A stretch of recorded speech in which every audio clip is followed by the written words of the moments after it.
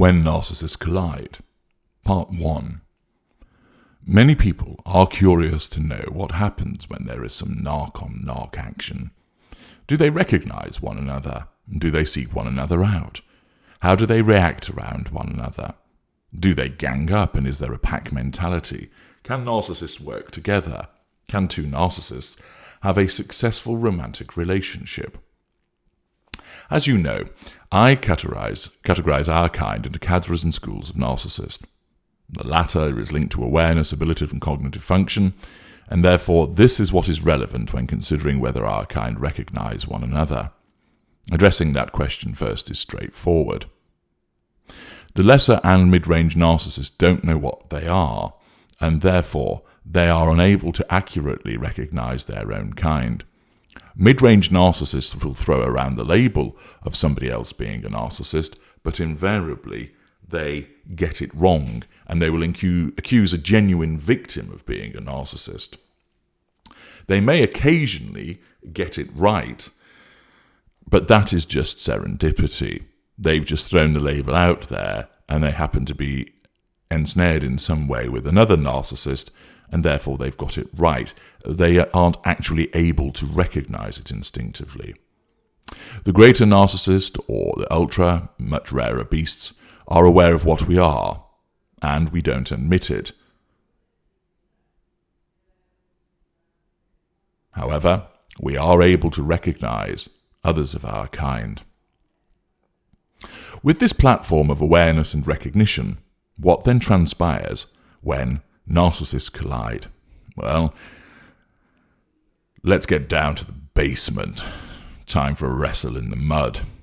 And let's start off with lesser narcissist against lesser narcissist. Two lesser narcissists can readily become entangled as a consequence of being related. The existence of a familial connection means that there is actually no need for seduction between the two lesser narcissists. If, for instance, the two lesser narcissists are two brothers, then, whenever they interact, they will seek to control one another and draw fuel from one another. This will manifest as the direct assertion of control and seeking to outdo one another or demand attention from one another. For instance, a lesser victim narcissist would want his brother to help him get down the stairs. His sense of entitlement demands this assistance, and it is his way, unconsciously, of asserting control over the brother. The brother, a lesser somatic, may agree to assist in the expectation of receiving positive fuel from the LVN's appreciation and thanks, and therefore it suits his purpose to assert control by helping. This is less likely, however, to be forthcoming from the lesser victim narcissist, and therefore his failure to be appreciative of the assistance provided by his brother will result in a threat to the lesser somatic's sense of control, again unconsciously, over the lesser victim. Because now the lesser somatic's control has been threatened, he must do something to fight against the threat to his control, and he will shift from a benign direct manipulation, which was offering the assistance, to a malign direct manipulation, which would, for instance, be mocking his brother for his lack of mobility, his poor physical prowess, and, as a consequence of the LSN needing to assert control because the LVN did not express sufficient thanks and appreciation for the LSN helping him.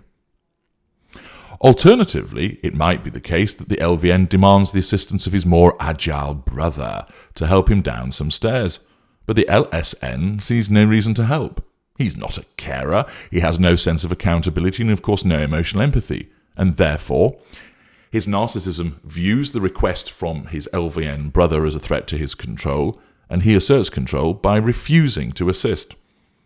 The failure to assist, of course, is a threat to the control of the LVN, and if the response is one of refusing to help and has not provided any fuel, this will wound the LVN, his fury is ignited, and then he will lash out at the LSN sibling, trying to assert control over him. For instance, name-calling him, saying, "You should spend less time in the gym and more time helping me." He will form this view because he needs the help, and hell, he's entitled to it. And as a consequence, those two lesser siblings, a lesser somatic and a lesser victim, will bang up against one another as they repeatedly clash, trying to assert control and gain control and reject threats to their own control. It is like two rutting stags. Two lesser siblings, of course, will actually provide plenty of fuel to one another, because often they will erupt with ignited fury, and their rage manifests as fuel. Therefore, that is not such a problem. The issue is, of course, the repeated threats to one another's control. The lack of consideration that they will have for one another, or where they feign it in order to try and gain an advantage, will result in the two railing against one another on a repeated basis. They will trade bad-tempered insults and physically fight, each gaining fuel from the other's rage, until one manages to assert control, for instance knocking the other one out, or one is forced to withdraw, or they're parted by the others. Unable to recognise that they are dealing with one of their own kind, and because they will treat one another as non-intimate secondary sources in their fuel matrices, they will keep coming together to assert control over one another, seeking fuel from one another, and therefore will clash. Sparks will fly, and then they will separate. The intermittent nature of their interaction, since they use one another as non-intimate secondary sources, means that their relationship will continue for a long time without disengagement, and is one that is marked by repeated turbulence. Basically, they will be known as the two brothers who don't get on most of the time. Outsiders, unaware of what they are, will regard two lesser siblings as competitive, argumentative, and repeatedly at loggerheads. They will covet one another's possessions, delight in trying to engage in an affair with the sister-in-law or the girlfriend of their sibling, all part of the manipulations designed to assert control over their other sibling. They will seek to outdo one another, aligned against one another because of what they are, but still drawn to one another through the familial bond and the need to assert control. What about two lesser narcissists who find themselves coming together in a social sense? Well, the initial seduction between the two will be effective, since neither is seeking to make the other a primary source, and therefore the usual instinctive checks for empathy, etc., will be less rigorous because of this, and also because the individuals concerned are lesser narcissists. It's extremely rare for two lesser narcissists to become friends in isolation. Instead, they are more likely brought together through the glue of other non-narcissists. Thus, for example, an empathic individual may have been ensnared by lesser narcissist A through, let's say, a football team, and through lesser narcissist B being neighbours. And thus, this empathic person might bring the two lessers together as part of a wider social circle. Thus, it is conceivable that they can become friends, most likely of the outer circle variety, and thus are non-intimate secondary sources towards one another within the fuel matrix. Similar to the situation of the familial lesser narcissist that I described earlier, the two social lesser narcissists will bump up against one another, trying to outdo one another, seeking to assert control over one another and draw fuel, clashing, arguing, falling out. Their behaviours will challenge the control of the other, resulting in an ignition of fury and the provision of fuel, and again their rage, their irritation, their annoyance, their frustration will be in short bursts before either one has asserted control over the other, or the other has withdrawn to assert control, and they are in essence back off from one another. Their interactions will be intermittent, and it is usually the case that the interactions will take place against the matrix of other non-narcissists being in attendance. Indeed, where those two friend narcissists in a group can't directly assert control over one another, they will turn to the non-narcissists and smear one another, thus indirectly asserting control. They, in effect, create divisiveness, drama, and trouble within that social group. The first lesser will seek to gain the approval of the social group. By doing so, he smears the second lesser. This, of course, is a threat to the control of the second lesser. He will resent this, and he'll lash out, and thus the argument will commence. There will be those within the group who regard the two as just having a personality clash, not truly understanding the dynamic, and will unfortunately spend their time trying to keep the peace and keep the two from attacking one another both verbally and physically. They will rut with one another as they seek to establish primacy of control within the group, and will always keep going and going until one has asserted control over the other, for instance, again through physical violence and putting them on their backside, or smearing to the other individuals, or by withdrawal. Once this happens, they then will break off and not bother with one another until the next occasion where they are brought together. The two lesser narcissists will not time spend with one another when nobody else is in attendance. You will not have two lesser friends operating in that way. They will need the non-narcissist friendship group around them to bring them together. The lack of a familial bond means that if it was just the two of them, they would go at one another until one knocked the other out, and there is little incentive for the two to socialize in isolation. They would need the non-narcissist to allow them to assert control through smearing, triangulation, etc. Instead, the social lesser narcissists are always brought together in a wider group where they will compete with one another against a backdrop of onlookers. In a work situation, the two lesser narcissists are brought together because of the connection of employment. There is therefore no seduction between them, but their link is already established. They will compete, not cooperate with one another, look to do the other down, and use third parties to try and elevate themselves against this person, who will be identified as a troublemaker and a competitor straight away. They will both be trying to assert control over one another, and those attempts will then also be viewed as threats to their control. Two lesser narcissists who are forced to work together will become an extreme headache for any HR or hardly relevant department. Unwilling to compromise, always blaming one another, shirking responsibility, looking to draw a reaction from one another, they are actually unlikely to get much work done, but instead spend their time trying to control the other. They would not be focused on trying to outdo one another, after all they are lesser, but instead they are more focused on trying to do the other down. So it's not a case of rising above, but trying to take the other one at the knees to make them smaller. Because if their competitor is beneath them, then they, by default, must be above them.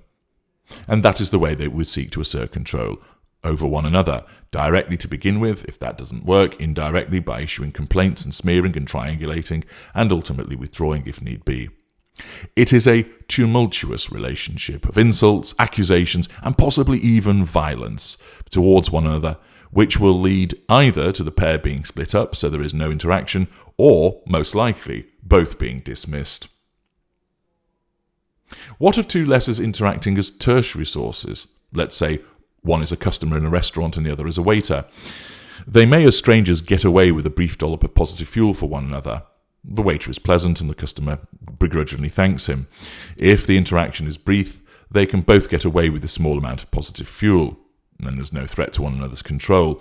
If the interaction becomes longer, then there is an increased risk of them igniting one another's fury as they seek to assert control over one another, and the fact that as lesser narcissists, they have such a low threshold on this ignited fury. The customer lesser will perceive, through his narcissistic perspective, a criticism and a threat to his control through slow service, and therefore insults the waiter. The lesser waiter reacts to this and then throws a drink over the customer. Both gain an instant hit of fuel and seek to control one another.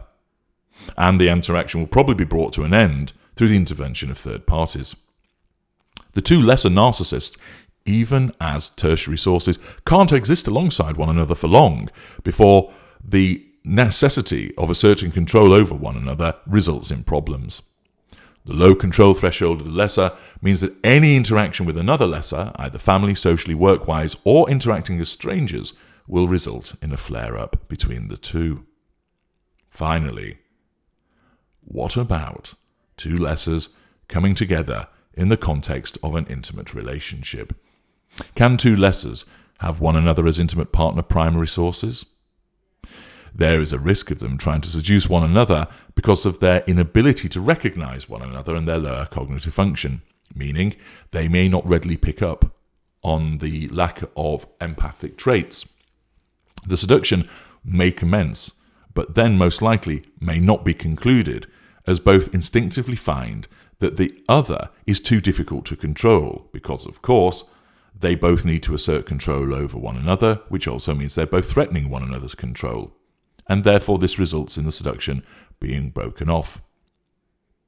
They have enough instinct to recognize that the person they've started to seduce hasn't got what is required for the prime aims, and therefore, in their conscious minds, they will just think, she's a whore, he's an arsehole, and therefore they will break off the interaction. The real reason is they're not able to control one another, and the provision of the prime aims is affected, which results in the seduction failing. If, and this is rarer, two lessers become locked together in a romantic relationship, which makes one want to have a shower just thinking about it, then they try to make the other become the IPPS. This is unusual, but can happen because of the following. 1. Both have suffered the escape of an empathic IPPS who has left them, and therefore they've been plunged into chaos mode. With no pending IPPS in play, they are desperate to find one, and thus inadvertently hook up with another narcissist because of their desperation for the prime aims. Their weakened state and desperation will cause them to be far less instinctively choosy, or 2, they feign the appearance of empathic traits in order to trap the target, and owing to the lower cognitive function, and especially if there is no other potential for primary source to hand, they fail to detect that this is false, and are thus initially conned. Where two lesser narcissists fall for one another in such circumstances, the nature of the relationship will be turbulent and short-lived. Initially, continuing the seduction, they will provide limited positive fuel to one another. This is because, given their lesser energy levels, they will be focused on keeping the beast within under control, rather than laying on the charm and magnetism. Accordingly, there is not so much a golden period, but rather a bronze period. This poor positive fuel provision will make both lessers restless, irritable, and struggling to keep the beast under control.